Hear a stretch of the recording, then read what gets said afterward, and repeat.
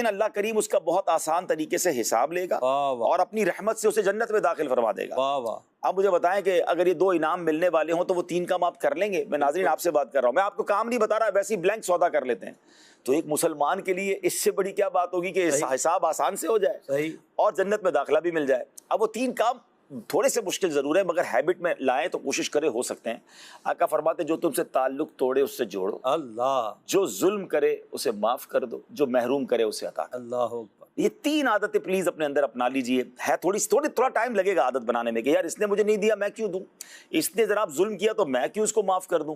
نہیں، تعلق توڑ رہا ہے آپ جوڑیں، ظلم کر رہا ہے معاف کریں، کیونکہ آگے انعام ذہن میں رکھے کہ اس سے لڑائی کرنی ہے جنت میں جانا ہے۔ اللہ اگر اس کو معاف کر کے میں جنت میں جا سکتا ہوں، اس سے دوستی کر کے میں جنت میں جا سکتا ہوں، میرا حساب آسانی سے ہو جائے، سودا مہنگا نہیں ہے محسن بھائی۔ بے شک۔ اور ایک بڑی کمال کی حدیث ہے جو میں سمجھتا ہوں ڈرانے کے لیے کافی ہے، اور یہی میں انشاءاللہ آخر میں بات کروں گا کہ حدیث پاک کا مضمون ہے کہ جو معاف نہیں کرتا اس کو معاف نہیں کیا جائے گا، جو رحم نہیں کرتا اس پر رحم نہیں کیا جائے گا۔ جس دن یہ دماغ میں بات بیٹھ گئی نا کہ آج میں بدلہ لینا چاہتا ہوں، اگر مجھ سے میرے جرموں کا حساب مانگ لیا گیا میں کدھر جاؤں گا؟ میں آج کسی ایک غلطی کو معاف کرنے کے لیے تیار نہیں ہوں۔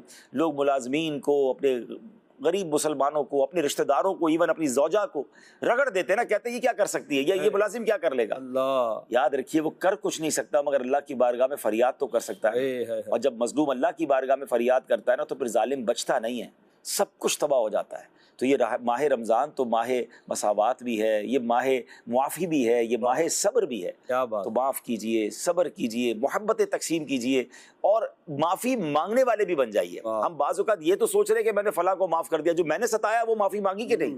تو دونوں طرف کا کام کیجئے، معاف کیجئے بھی اور معافی مانگیے بھی، یہ بھی اللہ کو بڑا پسند ہے۔ اور بعض اوقات جو نا شیطان یہ روک کر رکھتا ہے کہ یار میں کیوں معافی مانگوں، غلطی تو اس کی ہے۔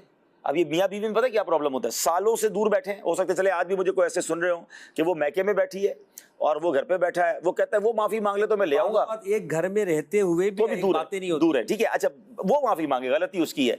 شوہر بولتا ہے بیوی آئے گی معافی مانگے گی تو ٹھیک ہے رکھ لوں گا ورنہ نہیں بلانے جاؤں گا، اچھا دونوں کو ایک دوسرے کی یاد بھی آ رہی ہے، مگر وہ جو بیچ میں انا ہے نا کہ وہ معافی مانگے، تو بھائی کوئی دونوں میں سے پہلے پہل کر کے نیکی کما لو۔